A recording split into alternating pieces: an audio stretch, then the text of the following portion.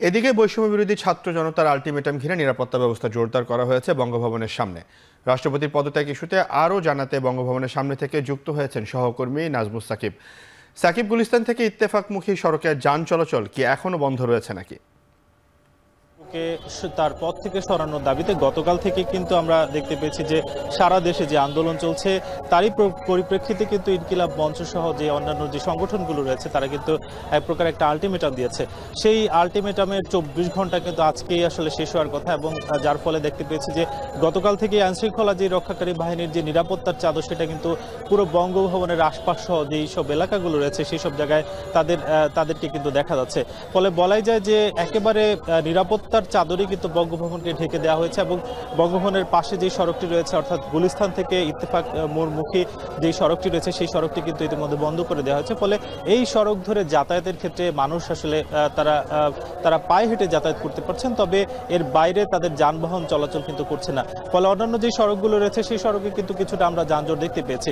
এবং একটু জানাতে চাই যে গতকাল থেকে আসলে যখন 12টা নাগাদ হাসনাত আবদুল্লাহ সার্জিস সহ বেশ কয়েকজন এসে তারা রাষ্ট্রপতিকে সরানোর জন্য বললেন, এবং তারই পরিপ্রেক্ষিতে কিন্তু দেখতে পেয়েছি যে ছাত্র জনতা তারা কিন্তু সরে গিয়েছিলেন, কিন্তু বেশ মানুষজন কিন্তু তারপরও কিছু উৎসুক জনতা কিন্তু ছিলেন। এবং আজকে দেখতে পেয়েছি এখনো পর্যন্ত 2 থেকে 3 জন তারা কিন্তু অনশন করছেন গতকাল থেকে, এবং এর বাইরেও আসলে যেই উৎসুক জনতা তাদের কিন্তু একটা ভিড় লক্ষ্য করা যাচ্ছে।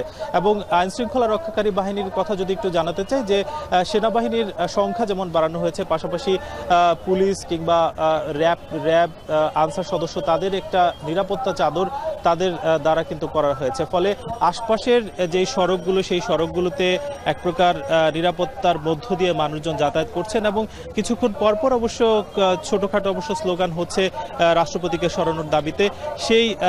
সেই অবস্থা কিন্তু এখনো পর্যন্ত বিরাজ করছে, এবং সব মিলিয়ে বলাই যায় যে এখনো পর্যন্ত বঙ্গভবনের সামনের যে পরিস্থিতি, নতুন কোনো দল কিংবা নতুন কোনো ছাত্র জনতার যে পক্ষ কিংবা ইনকিলাব মঞ্চ তাদেরকে এখনো পর্যন্ত দেখা যায়নি। তবে কিছু অংশ কিন্তু মানুষ রয়েছে এবং সংবাদকর্মী সহ নিরাপত্তারক্ষী যারা আছেন তারা কিন্তু এই বঙ্গভবনের সামনে রয়েছেন। বঙ্গভবন থেকে এই ছিল সবশেষ। সিউল।